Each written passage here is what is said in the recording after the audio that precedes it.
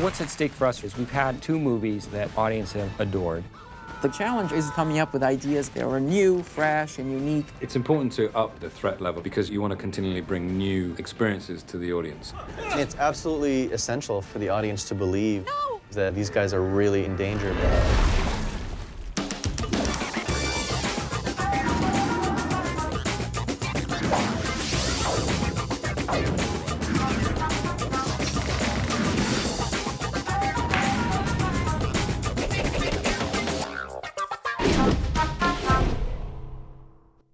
Ice Age: Dawn of the Dinosaurs is the next step in the journey of Manny, Diego, and Sid. Life is moving on. Manny's starting a family. Oh, Manny. We open up the movie and Manny is just crazy with anxiety about the coming of the new baby. We need a code word.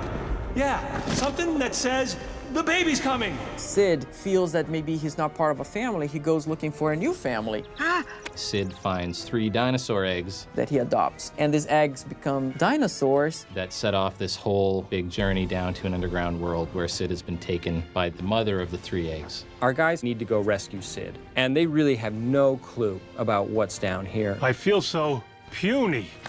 And they happen upon this character, Buck, who has been lost down here for a very long time. Are you ready for adventure? Yes, sir! And he's gone a little bit crazy. But he also knows inside and out this place. And so they recruit him to be their guide into finding Sid. The flower sequence is one of the most exciting sequences because it's built on all these elements of tension. Manny, Ellie, and Diego walk into the jungle of misery, and they're surrounded by all these beautiful flowers. But Ellie has a funny feeling. Hold on. Why? What's wrong? And Manny, being overprotective, mistakes this as she's got a craving. She needs to eat. There's some fruit. No, Manny. I wouldn't do that if I were you. So he sees a little piece of fruit, and he's insisting on going to get it for Ellie. Turns out the fruit is a lure for this giant man-eating plant. It's time to get buck wild. Suddenly, Buck goes flying up in the air and dives into this plant. When Buck goes down, we've set up this classic action movie, you know, the ticking clock. It's a little bit like Jack Bauer in 24. What's happening is digestive juices. It's rising, and Buck gets his knife. He just barely reaches out, and he cuts the other thing, and he defuses the bomb. Tourists. The challenging thing about making the sequence is coming up with ideas that are new, fresh, and unique. At this point of the film, you need something exciting to keep the second act going. You have to put the characters in peril. It's important to up the threat level and the tension, particularly in a series of movies, because you want to continually bring new experiences to the audience. If you're not careful about creating tension and maintaining interest, then people would simply lose interest in the film. One of the things that we discovered early on, we can't just have a bunch of sequences like, well, now they encounter this kind of dinosaur, and now they encounter that kind of dinosaur. And we thought about what other kinds of things would exist in a place like this. And one of the things that we thought of very early on was this idea that the plants are huge. And actually, doing Ice Age 2, we had an idea for a set piece with Scrat, the squirrel. He'd get trapped in a carnivorous plant, and the carnivorous plant eats his nut and all that stuff. And we looked at this piece of art of the Scrat being lured in by this plant. I thought, man, that's really cool. We should do something with that. It never came to be fully realized. So when we were planning Ice Age 3, I always said, well, let's come up with a story for the plant. What if Manny, the gigantic creature, falls inside of this plant? We were always looking for ways in the Lost World to be unique, and this was a pretty interesting way. When we define the characters that would be in the movie, we go through extensive research to see what kind of look we're looking for. With carnivorous plant, we're going through some references and looking at various kinds of plants. So there's the Venus flytrap type and the pitcher plant. And then we have a challenge of let's come up with a plant that belongs to the Ice Age world, because the whole movie has a style of its own and it had to belong there. And that's when we came up with this idea that the plant had these tentacles, like that would feed the plant. Which are sort of snake-like, and they curl up, and they have to grab, and they have to pick the characters up. That made it feel scary, but believable. The carnivorous plant was challenging because we were really focusing on the realism of the way something would move. You really have to use your imagination with a carnivorous plant that eats things in the jungle to try and figure out what that might look like. Its design is clearly taken from nature, but it's so huge and angry looking that I would just panic and be squashed. I would need Buck to help me out. That's I'm tearing it up from the roots. Do that, and it will clamp shut forever. What? We always thought that Buck would be a great character for the sequence because he knows the world, and he's a contrast with Manny. Buck's been down in this world on his own for a long time. He knows it very well. He's come across these plants before. Who's fat now? It also enables two very strong characters like Manny and Diego to find themselves in peril. They need Buck. Manny is this tough guy that gets trapped, and now the little Indiana Jones kind of guy has to go in there and bail him out of that situation.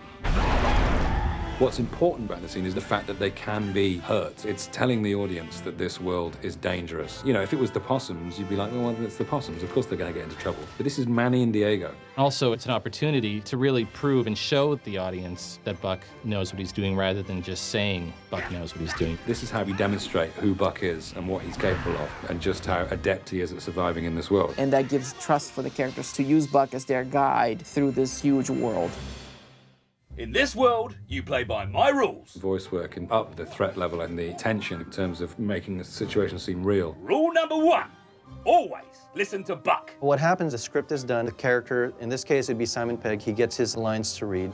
What we do is we have a camera pointed at his face when he's recording, and so what we'll do is we'll take a look at some of that footage and see what his face was doing. Plunged through a hole 6 miles deep that broke every bone in my body. One of the interesting things about doing voice work in terms of making the situation seem real is often effort noise. It's not just about calling for help and shouting and doing the dialogue. You record a lot of effort noise. And when I was recording that sequence particularly, there was a lot of Buck being underwater. There's a lot of running and panting and trying to make the voice sound like it's coming from that body in the way that body's moving. And then we'll tie down our animation based on that audio that was just recorded in the sound booth, because the actors really do bring a lot of energy. Life is a party! But it's all vital, and it all layers the scene with a reality, which, considering it's about a giant man-eating plant, is a tall order. Sounds like a jungle of misery to me. Huh? Hold on. Why? What's wrong? I got a funny feeling. You're hungry. Low blood sugar. Oh, there's some fruit. No, Manny! I wouldn't do that if I were you. I think we were successful in conveying the peril for our characters, and I think we did it in such a way where we were able to stay true to the characters, but still put them in a situation they've never been in before. Bet you didn't see that coming. Manny! For the record, I blame you for this. Stop eating our friend's plant! One of the things that I'm the most proud of is the look of it and the feel of it. It literally represents what we always wanted it to be. It's time to get Buck Wild.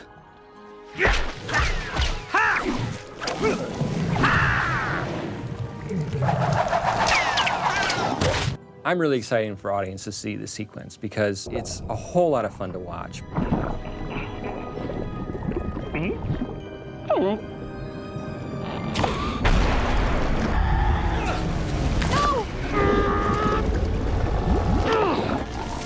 I think it plays great for the storytelling. It plays great as a sequence in and of itself, and it's just a whole lot of fun.